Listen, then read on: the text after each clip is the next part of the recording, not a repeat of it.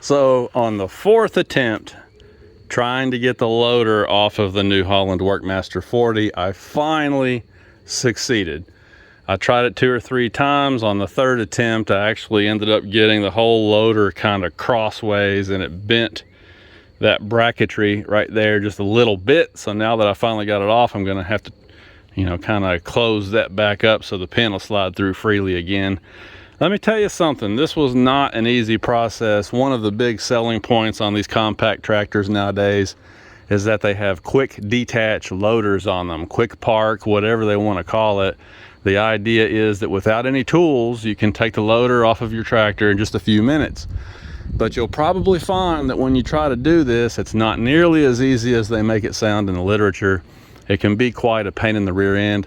I saw Neil from Messick's do a video on this recently with a Kubota tractor, and he was able to do it, but again, it wasn't super easy to do. Lots of steps you have to remember and follow. The New Holland was a pain in the rear end. Can't attest for a deer, have never taken a loader off of a deer. But guys, a lot of these quick park loaders are not something that you're going to want to do all the time. If you're thinking you're going to take this loader on and off a few times a week, you're going to take it off every time you mow and then put it back on and vice versa, you're probably going to find that it's not something you want to do all the time. So like I said, I finally did get it detached from the tractor,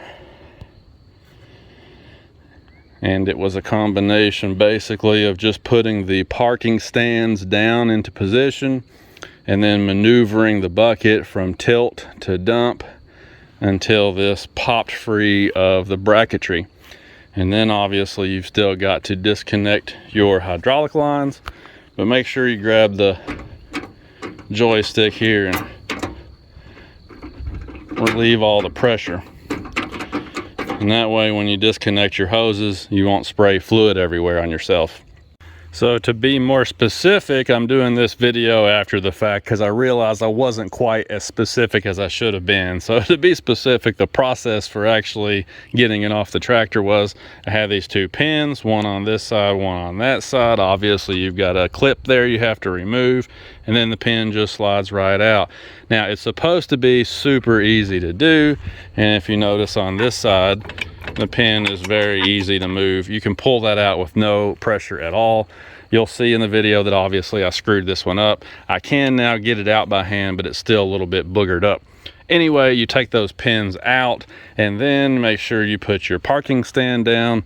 Every model of compact tractor is going to be a little bit different on how to do this, but on this New Holland, you have these 2 arms that are kind of folded together like this when you're using the tractor, and then when you want to park it, you have to pull a clip out of the middle, and then both of these arms fold down individually, and then you clip them right here and right over there to keep them from folding back up on you.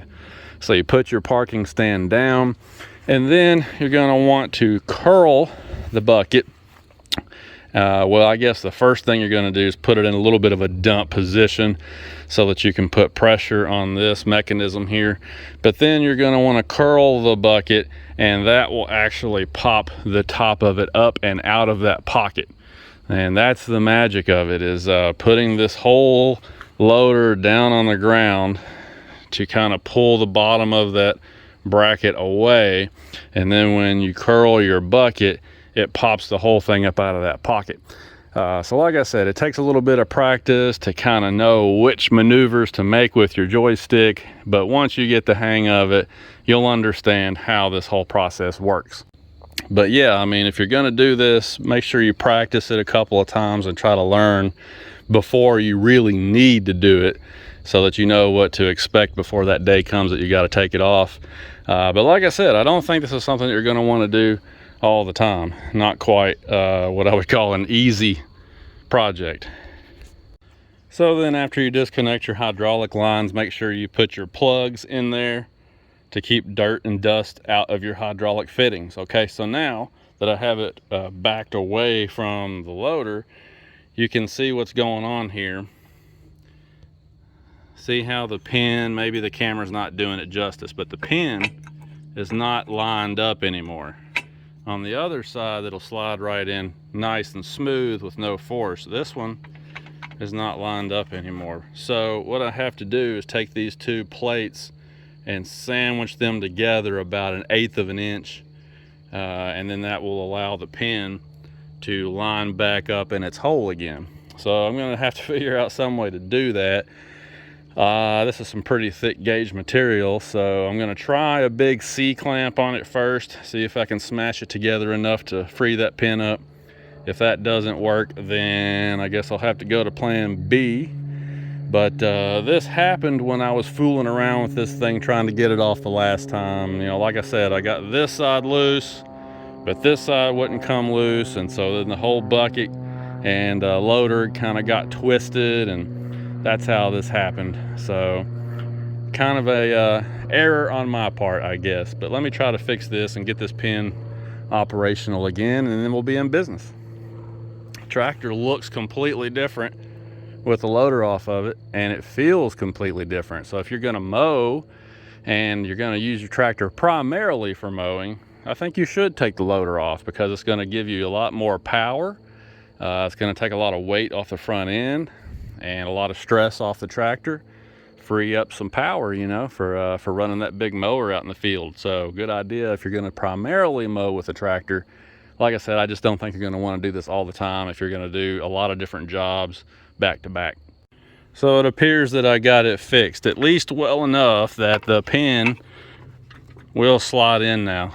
Still takes a little bit of force, but I can at least do it by hand now instead of having to use the sledgehammer. So basically what I had to do is put a piece of wood right here on this corner, and then I took the sledgehammer and I beat the absolute stuffing out of it until it tweaked the metal just enough that it squared everything back up a little bit. So, and I also put a little bit of grease on there, which now I got to clean my pin off because I just laid it down in the grass like an idiot. But whew, I'm out of breath. But anyway, at least I can get the pin in and out of there by hand now. So loader is back to normal. I kind of figured out how to take it off the tractor, and I'm glad that I finally figured this out, because there will be some times this summer when I'll probably take it off to go mow or whatever the case might be.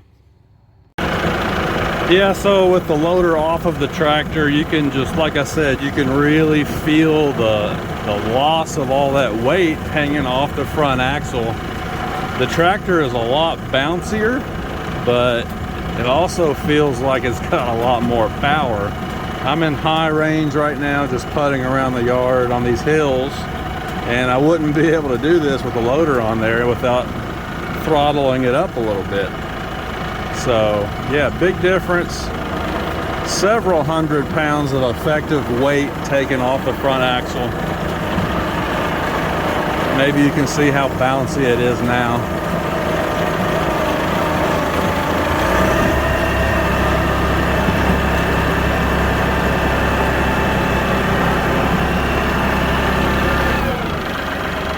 But it definitely operates a lot differently. So very interesting, and it is very cool that you do have this option to take the loader off the tractor without having to use tools. Might not be as easy as they make it sound in the owner's manual, but it's still a lot easier than having to use tools like we did back in the old days. I guess with the explosion in popularity for these compact tractors, they had to start adding a lot more features to them because people were asking for it. And the quick detach loader was one of those things. You know, people just really wanted something that they could take the loader off of real quick. So almost every company that makes tractors in this this category, this compact size, they all have some form of a quick disconnect loader system now. And I'm sure some are easier to operate than others, easier to disconnect than others.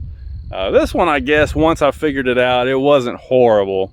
But you know, like I said, it's kind of neat, and it's one of those things that you're not going to find on bigger tractors. So just another feather in the hat for these smaller compact tractors that you can do just about anything with. These things are a jack of all trades. You can do almost any job with something like this. So I still like the little New Holland 40 horse Workmaster. It's been a pretty good tractor for us so far. I'm still pretty happy with it. So anyway, thanks for watching, guys, and if you have any questions about disconnecting the loader from your compact tractor, just put them in the comments below and I'll try to get to them after a while. Thanks for watching.